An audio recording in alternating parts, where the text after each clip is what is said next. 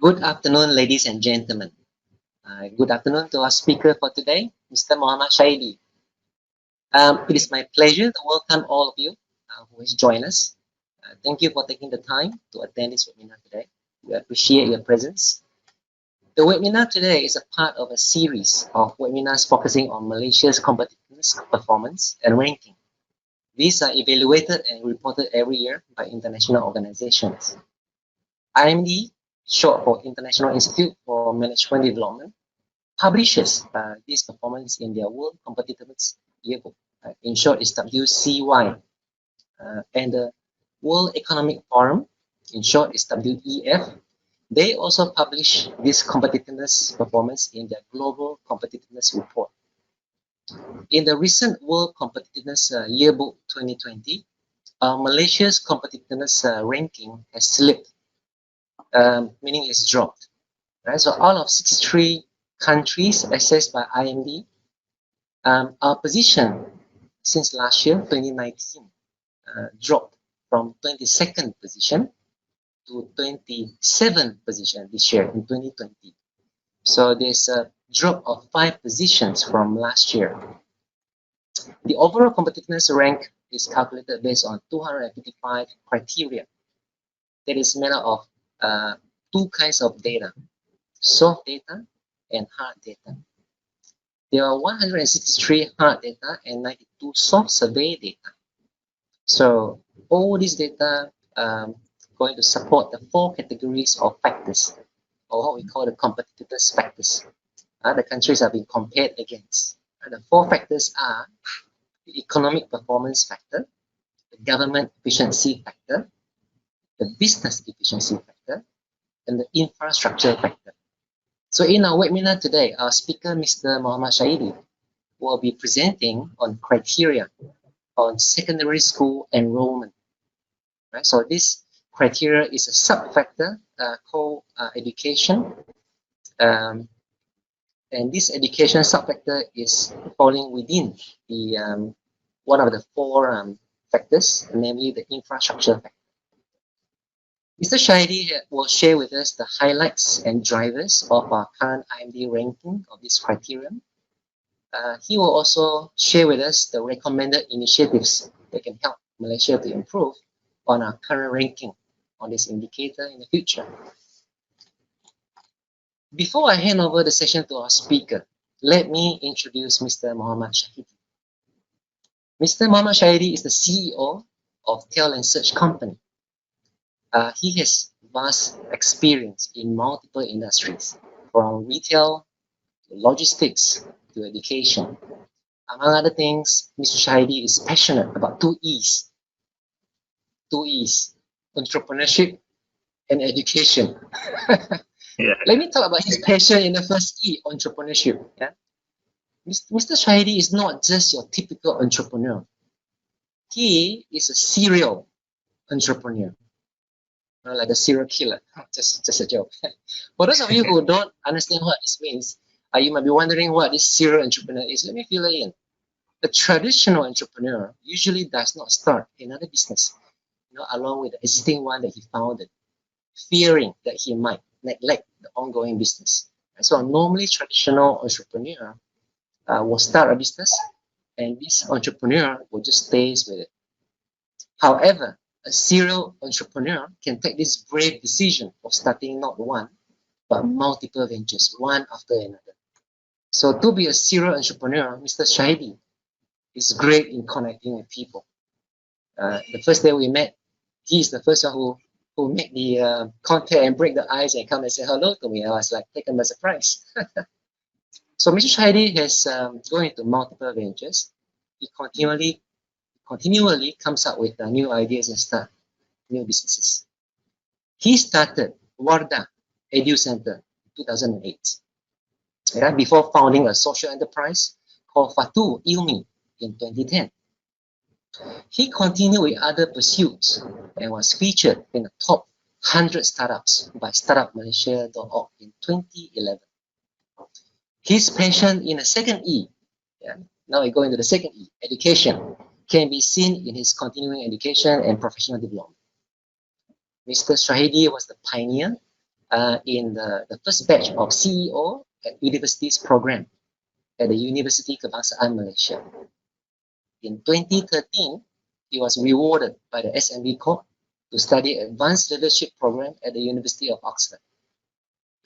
His current company, Talent Search, he founded in 2012, focuses in developing resource talents aligned to business needs and continual involvement in university and education programs. With that, I now hand over the session with this topic, secondary school enrollment, to Mr. Mohammed Shahidi. Over to you, Mr. Shahidi. Thank you, Mr. Lawrence, for the wonderful and warm introduction.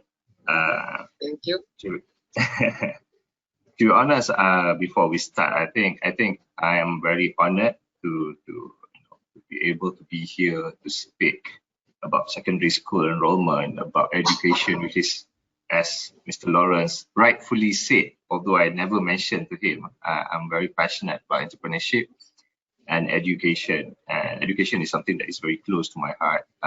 As Mr. Lawrence mentioned just now, I started with Radha Edu Center, which is a tuition center, and our social business, Fatul Ilmi, is actually Quran classes where we don't really take profit. All the money that we collect, we do other programs such as public speaking classes, leadership classes. It's about giving back whatever that we gain.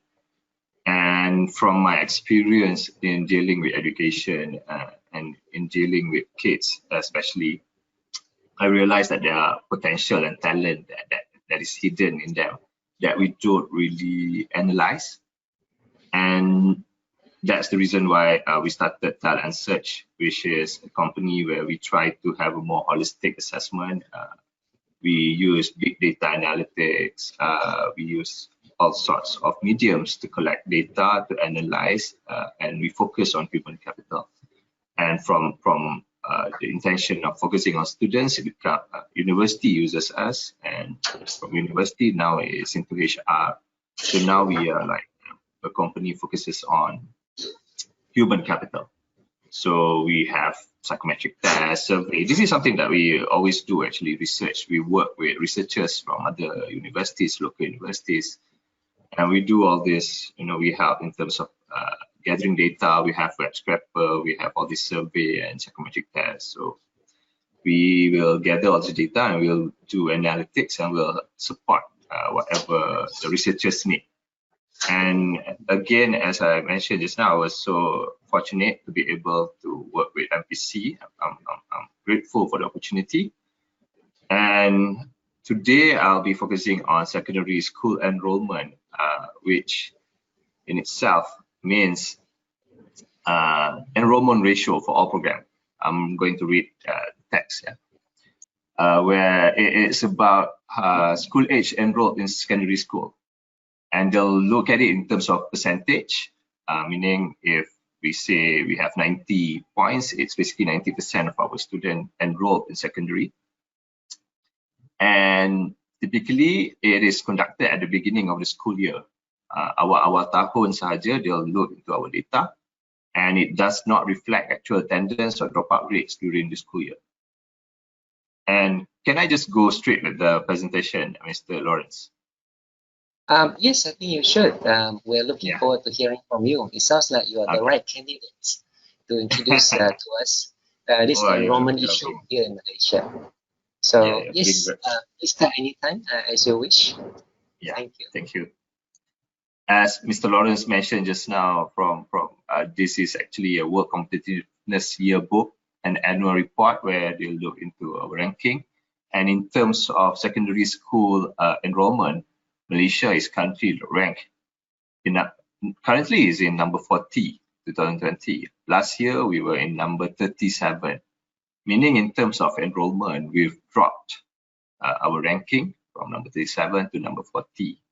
And even in terms of value, as I mentioned just now, percentage means that 92% of our students enrolled in secondary school, while in 2020 only 90.5% enrolled. In terms of ranking or reference, Canada is the country that is ranked number 1 with a value of 100, meaning 100% of their students enrolled in secondary school. Data was collected from UNESCO and national resource, so it's from our own ministry. Again, I would like to point out that we've dropped in our ranking. In 2019, we were number 37, and this year we're number 40. Our value also dropped from 92.2 to 90.5. This is something that I think it's quite concerning when it comes to our situation right now, because what's interesting from my finding is that the dropouts are not really dropouts per se, not because of orang asli or orang kampung, not because of situation that didn't it's not because of their condition, not because of their demographic, but it's mostly because of preference, meaning our people don't really prefer to continue study, and the school enrollment is actually not the real indicator, because our students is actually continuing study, but they went into private education institution such as sekolah tahfiz, mahat tahfiz, and these mahat tahfiz are not registered under KPM, so we don't really have the data. And this happened a lot in urban area, and I guess because we prefer our kids, the parents prefer the children to study in religious matter, and maybe because of current situation, there's, in my opinion, it's trust issues where they don't really believe in our public education, don't really see the public education as the right avenue for their kids to go. So they went to all these private institutions. And as we know, private institutions in Malaysia are mushrooming. There are a lot, not just mahat and tahfiz, but there's also homeschool. There's also private institution that makes a lot of money out of it that did not register with KPM. And this is why one of the reasons why our enrollment numbers is a bit low. It's not because they quit studying, but because they enrolled in bodies that are not registered under KPM. There are also some of our students who scored in their UPSR, because we have UPSR here in Malaysia, but they didn't further their study into secondary school in Malaysia, but they went to Indonesia to pass entrance. And the numbers is quite big, and for the time being, we don't really track it. So in a way, the reason why we are quite low in terms of ranking is because of parents who prefer to send their children to private institution. When we look into Canada, we can see that Canada has 100%, and I'll try to bring back the reasoning in Malaysia where there's trust issues, but in Canada they seem to believe in the education system, and to reduce their high school dropout rate, they always engage the students in experimental kind of learning opportunity and career focused program. They also help in terms of creating framework for leadership and development, and they provide training for the teachers, qualification for teachers, and even for the school leaders. That is a very wonderful system that I think we can emulate, and I'll discuss it later later in my slides. We can also look into our neighbor Singapore, who has 99.8% enrollment, meaning almost 100% of their students enrolled into secondary school. And what's interesting about Singapore is almost 100% of their schools are public school. It shows that they really believe in their public education system. They believe they have the trust. They don't really need any private institution to support or to be another alternative. And it's wonderful to see. I've been to Ahmad Ibrahim secondary school, and I've been to Ahmad Ibrahim primary school, and I can see the system, the focus that they have for the students, and the belief in the students in terms of their education system. I'm sure parents, I didn't get to meet the parents, but I'm sure the parents are very as passionate as the students in terms of going to school. And that is another areas that we'll be discussing later to see whether we have issues in terms of this, in terms of trust, in terms of infrastructure. And we'll be discussing, and I would love to hear. I would really love if we can have if this webinar, because this webinar is quite, it's quite one way. I'm the one who's speaking, and if we can have more interactive way, I really appreciate questions or maybe response from sites, maybe suggestion you can give. Maybe there are some ideas that I forget to mention, and I would really appreciate some sort of suggestion from the viewers. I would also like to look into Mongolia. As we can see, Mongolia is a country where they live in a nomad style. Nomad in terms of they are always pindah, travel from one place to another. Yet their school enrollment is very high because they have a system where they can just go from one school to one school easily. They have a system that is user friendly and automated, and it's easy for students to continue their studies. And also I found that countries that scores well, for example, Kazakhstan and Mongolia, they started from hardship because of what happened in 1991, the collapse of Soviet Union. They don't really have budget, so they need to be be creative in finding ways. And luckily for them, they found mining areas for them to generate income. And by getting income, they are investing a lot on education, and that is another areas where I see Malaysia can go and emulate and try and improve our school enrollment numbers. This is me attempting to show countries and who has the highest ranking number, which is Canada, Kazakhstan, and Singapore. But Singapore is too small, so I just highlight Malaysia there. I'm so sorry. So first audience response that I would love to take is, I would like to know your opinions on how Malaysia's ranking is right now. We are number 40, and there are only 63 countries involved in this survey. So what is your opinion on Malaysia's ranking? Is it acceptable? Is it good? Does it need to be improved? Is it sad? So what can we do? I hope that by the end of this session, maybe you can try and answer. There's chat room where you can put in your suggestion, and maybe we can discuss and see your suggestion. Can you, Mr. Lawrence, can you at least explain a bit how can they chat? I think I'm in the same boat as you. I cannot see who is on the line. But this is interesting because to harness the ideas from the audience, I'm sure they have some good ideas that we can tap on to add to the suggestion, to perhaps MPC in the competitiveness and improvement work that they're doing. So yeah, let's see if we have any feedback from the audience today about the opinion response that you requested. But Mr. Lawrence, if there's any comeback. Yes. But Mr. Lawrence, you yourself, how do you find Malaysia's performance in terms of school enrollment? Is it acceptable, good? What do I think about it? Set, yeah. To choose from the option over here.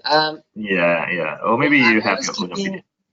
I'm always keeping it to the positive note. So I probably won't choose sad, because if you look at the education system that we have since the past, we are actually improving. It's just that for various reasons, like you have already mentioned, the mindset, I think, is one of the key factors of parents today. Because after all, it's not the students who make decisions for themselves. It's the parents who are making decisions for themselves. So if the parents' mindset is not changed, it's pretty hard for the number to go out, because like you said, they put trust in the private institutions.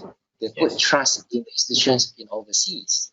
So then we have, among other factors, we cannot track those data. We don't have accurate data. Sometimes we don't capture them.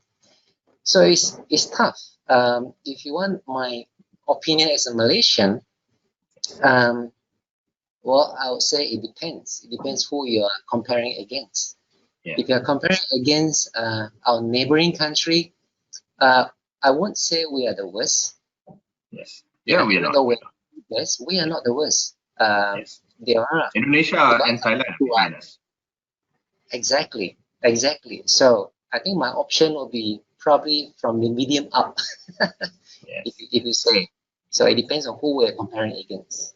Yeah, I'm interested to ask you because I know that you used to work in Singapore, and I've been to Singapore, and I can see the public school is so wonderful. The infrastructure, even the teaching, the teachers are very passionate, and that I think influence a lot in terms of why students continue and further their studies in secondary school, in public school. Mm. I think like any organizations, schools are like an organization where the leaders play a very big role. So when you talk about the management of the public schools in Singapore, it's Yes. very much like any institutions that we have in Singapore, because the leaders basically they are very aggressive in putting the top line objective, push it down to the teachers. So the teachers are not just fulfilling the teaching role, they are also having extracurricular activities, projects, site visits or educations. So the teachers are actually quite overloaded in this case. Among other things, they manage teachers just like employees, if you know what I'm trying to say. Yes. Because we went to NUS and we saw how they gather all the data from sekolah rendah, from primary school to secondary, up to the point of they gather data on their workers, how stressful they are, where they stay, whether the length of how far they live impacts their stress level. It's wonderful. Singapore is an example that is a country that we can emulate in certain ways. Of course, Malaysia is better in some ways, but I think in certain ways, you're right. You're right. And I think interesting. there are things we can copy, but there are things we can also be different. Yes. Because of our geographical culture different. Yeah. And maybe the audience don't know, but Mr. Lawrence is someone that used to do business in Singapore and has, I'm sure, more experience in terms of understanding how they work and how good or whether it's better or not the system that they have. But maybe we can share later. Maybe if the audience are interested, they can contact you or we contact MPC. All right. I don't see any question coming in yet. So hopefully, if there's any questions, I'll share. Yes. Thank you. Otherwise, So I'll go straight to my slides. Yeah. Sure. Before we further, discuss and explain about school enrollment, it's important for us to understand why do we need education? Is it so important? Why do we really want it? Can our kid just work at 15? But the reality is education is very important. From finding from World Bank, from UNESCO, that every girl who received 12 years of quality education, their earning increased by 30 trillion globally. That is like vast benefit. One additional year of schooling can increase women's earning by up to 20%. A child whose mother can read is 50% more likely to live past the age of 5. This is something that is not just crucial in terms of income generator, but also in terms of living, in terms of healthy living.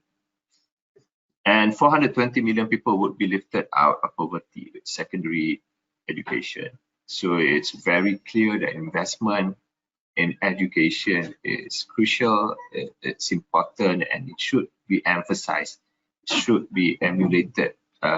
We should emulate other countries that do well in terms of their enrollment.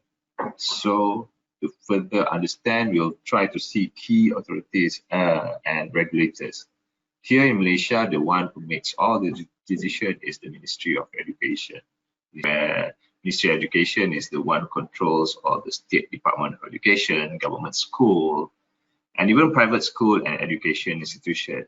But I mentioned just now, there are a few, just now before the interruption, that there are a few schools that are not registered here in Malaysia. And there are also issues of certain schools are not really under KPM. If we are familiar with Sekolah Agama Rakyat, which is what we call SAR, Sekolah Agama Rakyat, it is under the State Ministry, under the Kerajaan Negeri. So even that is not really registered under the Ministry of Education. So that is something that we need to look on. So that now that we understand that the authority, so we should look into key drivers that influence the criteria, meaning the reason why our school enrollment is not as high, not 100%, not as high as our neighbor Singapore, Kazakhstan.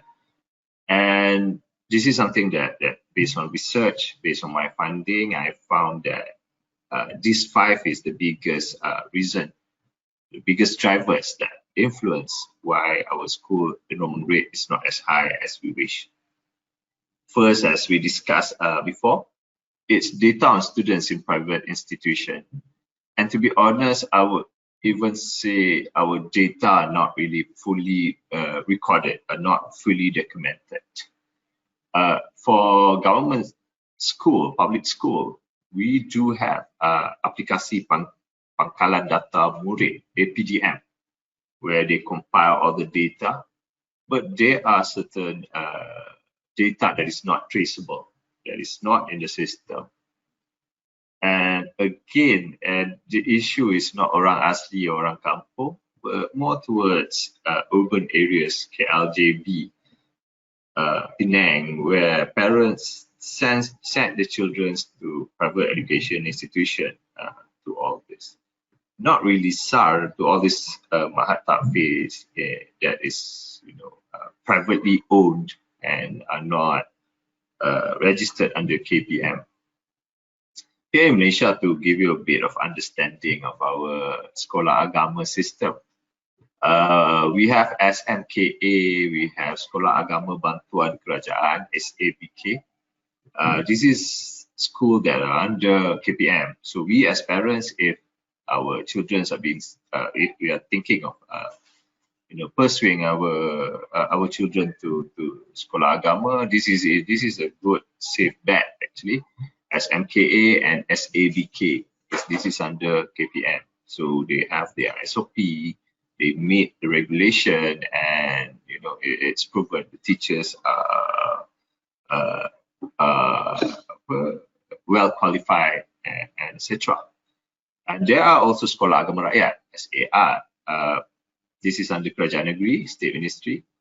And even this kind of school are quite good because it is well monitored. They have their SOP. The problem is certain private education, private religious school where they don't really register, and they are not even in our APDM, our aplikasi Pangkalan Data Murid. And these children are, in a way, when I talk to some officials in the Lembaga Peperiksaan and in MOE, in KPM, they say that they are not traceable anymore. They are no longer around. Their data, we've lost their data. So this is something, this is an issue that really influence why the numbers are really low. By understanding, by having this data, we will, really improve our ranking. This is, to be honest, quite simple way for us to improve our ranking for this criteria. In terms of enforcement, current law, we are using Section 29A Education Act 1996, which is based on Education Act 1965. They don't really change anything. So we haven't changed our Education Act in terms of ensuring that children go to primary school, because right now it is just compulsory for parents to register their kids until 12 years old. So this is another issues that need to be addressed. We understand that nowadays an education of up till 12 years old, meaning just up to UPSR, is no longer relevant. When we let's say if we go to Mama and spend some time with our friends and we tell them that our education level is UPSR, I don't think they see future in us, because this is like the basic requirement that it needs to be changed. And in terms of spending per student, this is another area that will really help D40 and lessen the burden to parents. Our spending on technology, our spending on data, on platform, and even in terms of training for teachers, it is still very, very low, and we need to improve in that sense. Compulsory rules is something that I mentioned, to have a default system where students are automatically registered. In terms of behavioral science and behavioral economics, we human prefer things to be automated. It's easier for us if our students are like really just registered automatically, and if we don't agree, then we can go and change. If we are to inform, we can go and change. And if we don't inform that we are registering our kids in other places, in institutions that are not registered under KPM, we can being enforced, being fined. There are areas, almost all these 5 are interrelated, and all these 5 are really the one that influence why our school enrollment is quite low. And that's another issue, that this is an issue where age bracket is an issue where this is something, and there's always problem in this sense, because how we are being judged by IMD, by WCY, and how the reality is quite different. For example, in this case, data used by UNESCO are based on 12 years of education, meaning they are looking at from 7 to 18. They need to finish 12 years of education. But in our case, we are only 11 years. Most of the time we can only end our studies at SPM level, which is when we are 17 years old.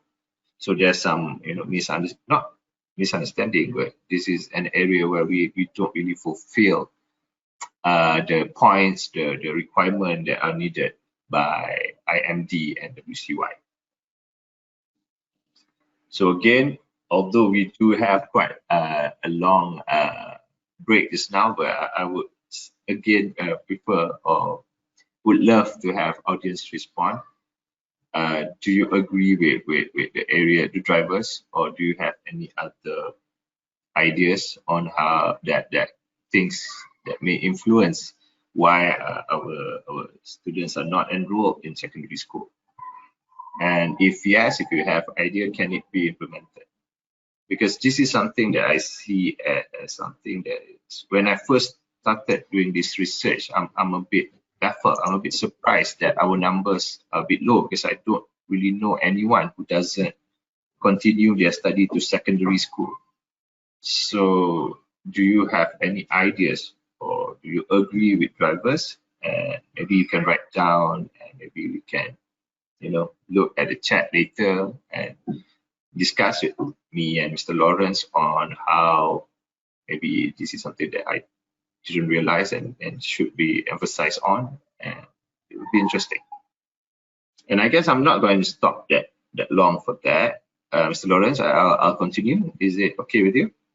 Yes, it's perfectly fine. I also don't see any question coming in, so we can continue until the end. Yes. All right. So I'll go straight to my idea on policy and improvement. So I'll list down a few policies and the improvement recommendation. We'll start with registration by school. This is back to the point of compulsory rules, the issue of compulsory rules. What we need is to make a system where we make it default, where students are registered automatically to secondary school while they are still in primary school. Maybe this can be done by primary school, where they register the student automatically. As I said just now, in terms of behavioral science or behavioral economic improvement, we prefer automation. It will be easier for human to adhere to such thing. then to go through all the files, to go through all the borang to see. So if parents want to change school, or if parents want to go to private institution, then they can go to PPD or to KPM and tell them the reason why they are moving to other schools, a reason why they are moving to private institution. So at least the students are automatically in our system, are automatically in secondary school, and we may improve our ranking. And at the same time, we will ensure that students, the data of students is still there. We can still have the data, and we even may understand the reason why they are no longer in our system. And parents who did not do so, may be faced with fine and enforcement. That brings us to my second policy suggestion, which is enforcement. Just now we know that it's compulsory for students to study until 12 years old, UPSR. But I'm hoping for at least to improve age limit of schooling to 17 years old. And fines will be imposed to parents who do not register without proper reasoning. So at least we can ensure that parents will register the kids, even if they are moving to other institution. We may understand the reason. We may have some survey. We may have some, some terms of understanding to understand the reason why they don't. They are no longer interested in pursuing public school or our system, our education system, and they prefer to go to private. I believe this is something that even our government, actually it was the last government, when the one Aziz and we call the deputy minister who has filed this in parliament, and about moving the age limit to 17 to 18, and this is something that should be supported by almost every Malaysian. This will ensure our students will have proper education, and we have chance to work, chance to contribute towards the country. Improved spending is another policy that I'm suggesting, and this is something that most countries do to improve their numbers of enrollment to secondary school. Earlier, I talked about Kazakhstan and Mongolia. This is what they did. They spend a lot on education, even Singapore and even Canada, where they train their teachers, they improve their courses, they improve the infrastructure.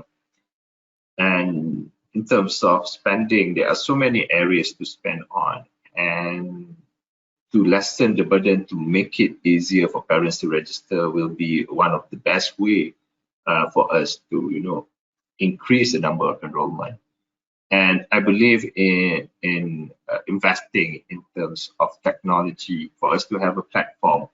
Just now we saw the aplikasi data Murid DK, and that need to be enhanced, that need to be better. We need to check more holistically. We have a system where we can see the results, we can see the a more holistic assessment, their character, their interests, their talent in terms of sports or other talent that they have, compile everything in one system, the demographic. So investment in this will ensure that we can plan and we can make data-driven policy. Decision will be based on data that we have, not just by gut instinct or what. As we can see currently, certain issues are being dealt with based on opinion, based on gut instinct, based on situation. But the best way, in my opinion, is to have a system where we spend on a system that ensures that our decision will be a bit better and not be influenced by our bias and our emotions. Another policy that I suggested is cooperation from private school and private education institution, and even other relevant institutions such as JAKIM, JAIS, and etc. This is something that is necessary. Apart from enforcement, we would love to have cooperation from all these private schools. The intention is still good. It's about teaching. It's about delivering education to the students, and they are even clients. So to ensure a smoother journey, to ensure a smoother process, I believe all these institutions should come up and register properly. And even in KPM side, the government side, we need to have a more user-friendly system that makes it easier for them to fill in, to register, and because overall at the end of the day, it's about creating a better society and creating better students. So I'm sure that if we can have cooperation and if we can just go to relevant parties, such as all these state schools, such as all the SAR, we can go and meet them, meet all the make it a bit stricter. I'm sure, because sometimes it's religious school a bit sensitive issue that we have trouble in terms of being strict with, but I'm sure with proper communication we can have better cooperation from private school and private education that can help in terms of improving the system, and at the same time we'll improve our ranking. This is a win-win situation for every side.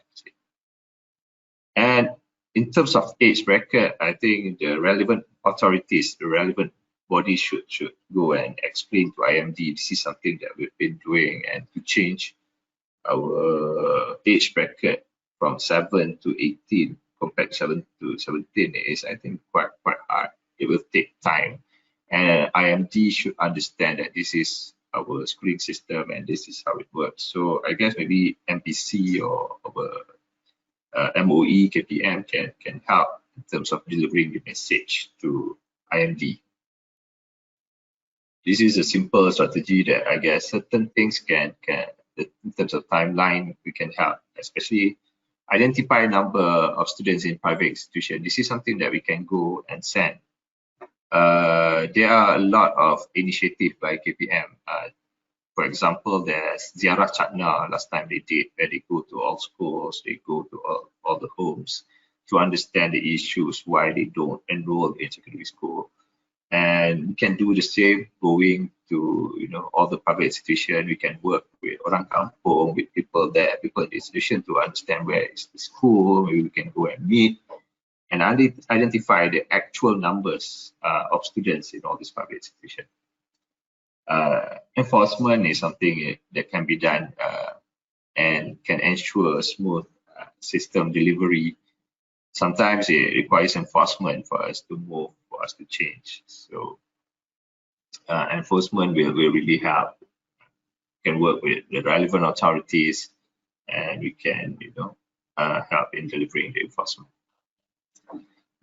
Introducing system to monitor spending, to monitor all the data is something that I think will really help on the long term and even in the short term. I've talked about this just now. And I believe in investment in terms of technology, in terms of ensuring the smoothness of the delivery, and not making decisions based on our bias and our emotion. And step 4 is to make registration to secondary school as default. This is another step that I think can be done smoothly and can be done fast. As once we register from primary students, they register automatically, so we have all the data. And as I mentioned just now, IMD look at the early years, early days of schooling. So if their name is in the system, it may automatically improve our ranking. So in conclusion, for short-term solution is to identify and register institution, to engage with governing bodies, and long-term, not really long-term actually, this is middle-term, is to invest on technology, to create system, to have register monitor, to keep analyze data and improve current law. I believe this issue needs to be resolved. As we mentioned just now, as we understand, it will not just improve our ranking, but it will also improve quality of our education and the quality of our students. And countries such as Canada and Kazakhstan understand the issues, they spend and they implement pragmatic and logical solutions. So that's about it from me in terms of my slides. I would welcome questions. I would welcome your response, and maybe we can discuss a bit more. Thank you. Thank you, Mr. Shahidi, for the clear and enlightening presentation. I do see a question coming in for you. So let me read it out. The question says, from which school comparative data sources are taken to differentiate between countries? From which school the comparison of the data sources are taken to differentiate between the countries? So I'm not sure how you interpret it. Yeah. The school here, to me, it sounds like either the school types Yeah. or the specific school. So this is Yeah. not clear to me yet, but I'm just reading out Yeah. the question. Hopefully, I guess the question is, where does the data comes from? Maybe it's about knowing the numbers. This is me interpreting it. What IMD has is they collect data from UNESCO and from our own KPM.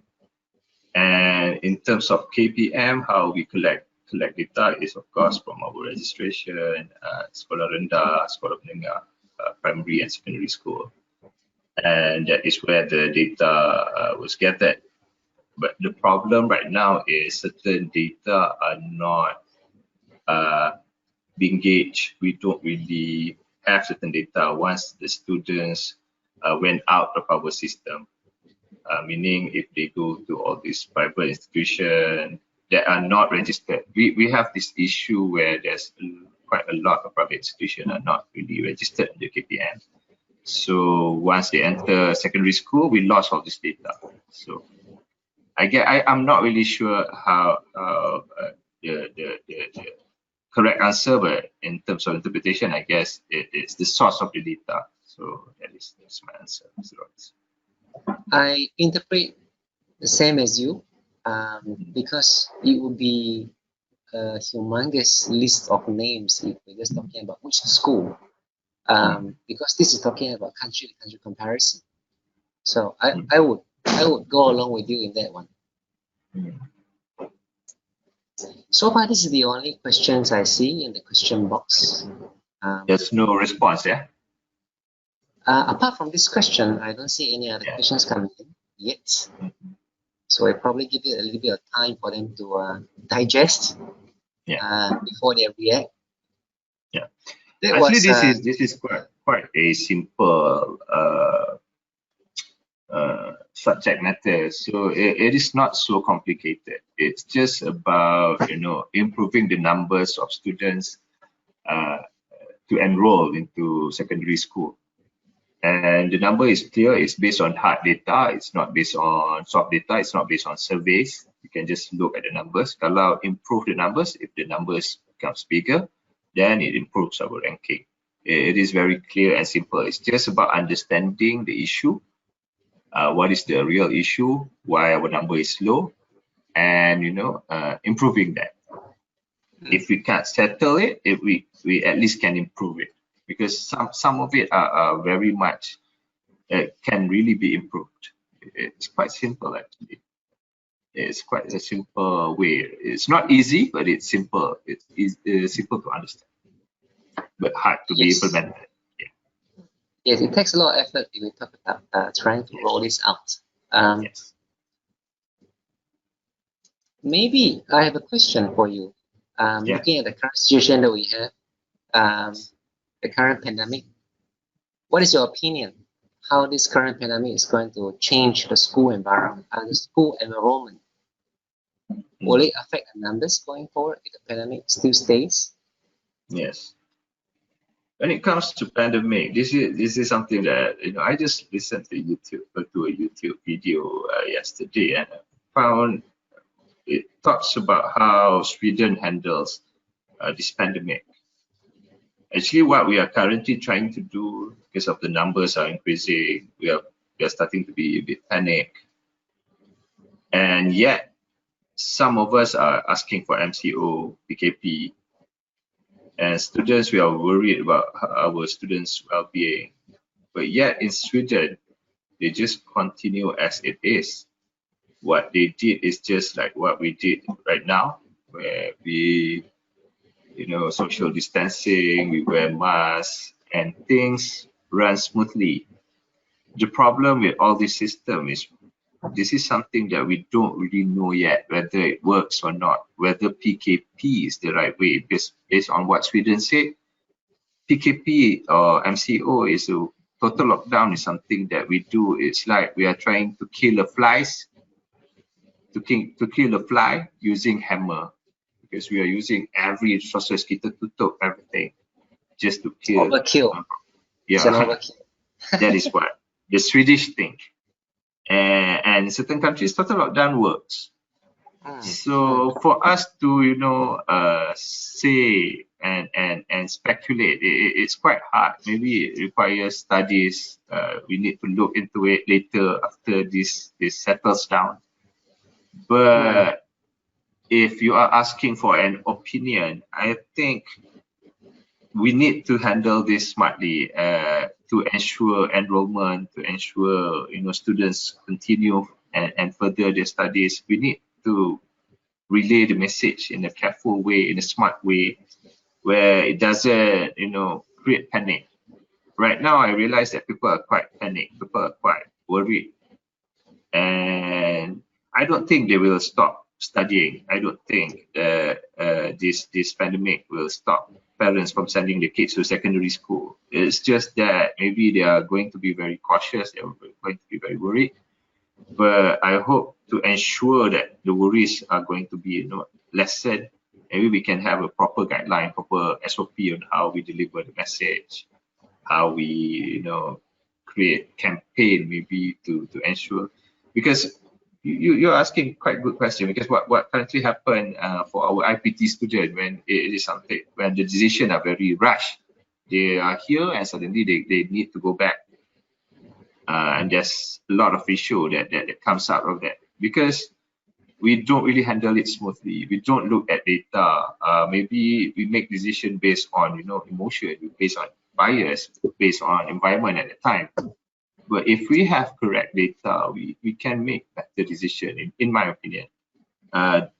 Before it happens, we can analyze the data that we have. We can see, maybe we can send surveys whether they want to come or not, to have a system to collect all the information and then make decision based on the finding. I think that will really improve our decision making and really help in delivering our message. I sometimes wonder, macam kedai mamak, it is open until 2, and then some said it needs to close at 11, at 12. Do they really have data that from 12 to 2 there's like issues, whether there's what we call that, whether there's virus transmitted in that hour, or they just make decision based on their logic? I don't know. So I think we need to improve in terms of collecting data and make this decision based on data than just yeah. I hope I answered your question. Yes, you definitely have. You have talked about bringing up awareness, because education is still the utmost important thing. Like you said, yes. We don't have this fulfilled, our next generation will be suffering. Yes.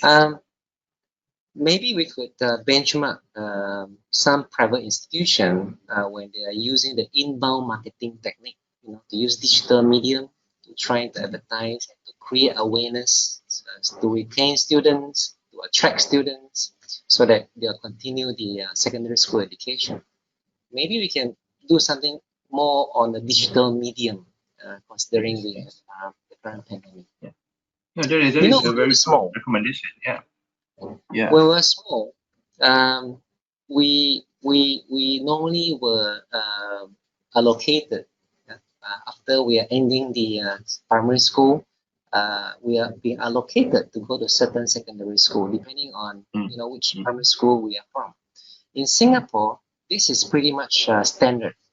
If your residence is located within 1 kilometer away from the school, you will be considered first. That means you will be given the priority to send your kids, to the school which is like 1 kilometer away from your residence.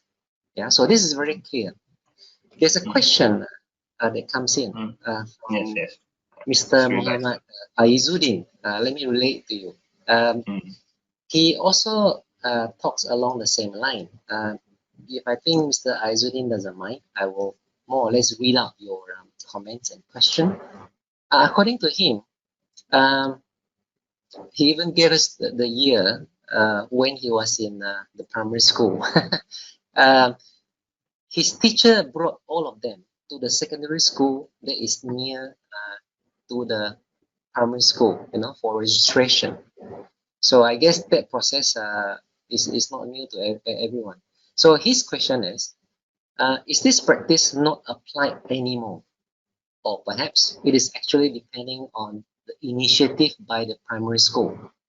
Perhaps location of primary and secondary school should be made next to each other to ensure registration by primary schoolers to secondary schools.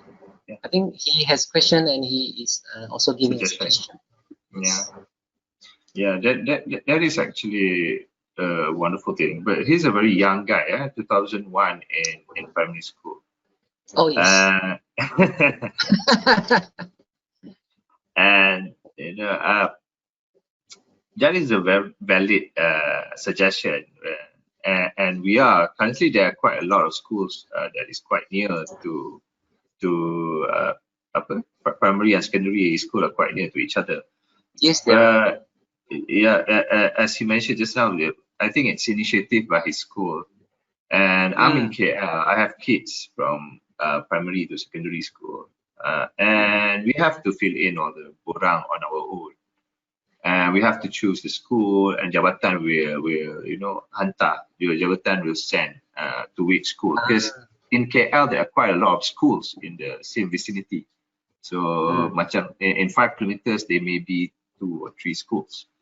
So Jabatan will ensure which school that our students go to. And once we have macam kakak, we have the sister in one school, and the younger one will go to the same school.